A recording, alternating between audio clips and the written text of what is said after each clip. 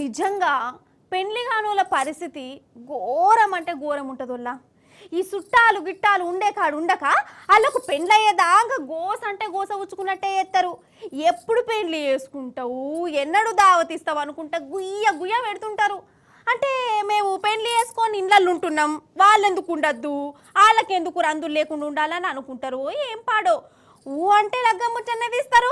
ఏ వయసులో జరగాల్సిన ముచ్చటగా ఆ వయసులోనే జరగాలని ఇంకో శుద్ధులు కూడా చెప్తుంటారు.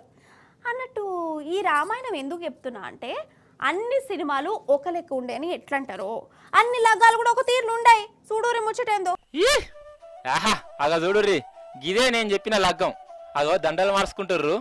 అరే ఈ ముసలోలేనా పెళ్లి పిల్లగాడు అని కన్ఫ్యూజ్ అవుతుర్రా? కన్ఫ్యూజ్ కాకుర్రి.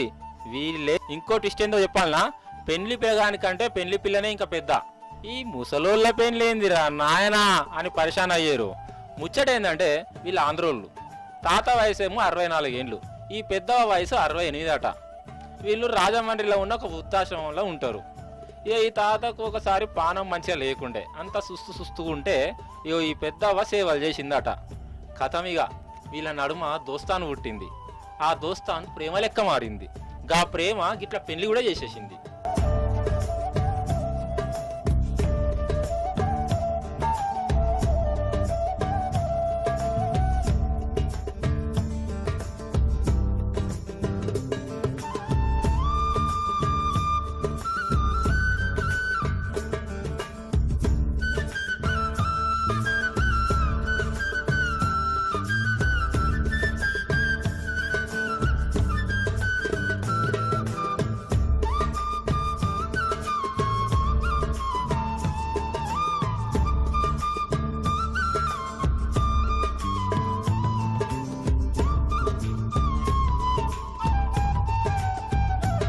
పెళ్లి చేసుకుందాం రా అని ఒకరికొకరు అనుకున్నారు. వృద్ధాశ్రమం వాళ్ళు గిట్లా దగ్గరుండి లగ్గం చేసిర్రు. అగ చూడుర్రి వీళ్ళ కండ్లల్లో ఆనందం ఎంతున్నదో.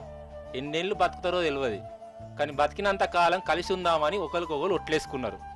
నిజంగా ప్రేమకే కాదు, పెళ్లికి కూడా వయసుతోని సంబంధం లేదని రుజువు చేసిన ఈ కొత్త జంటకు మనమందరం శనార్థులు చెప్దాం కదా.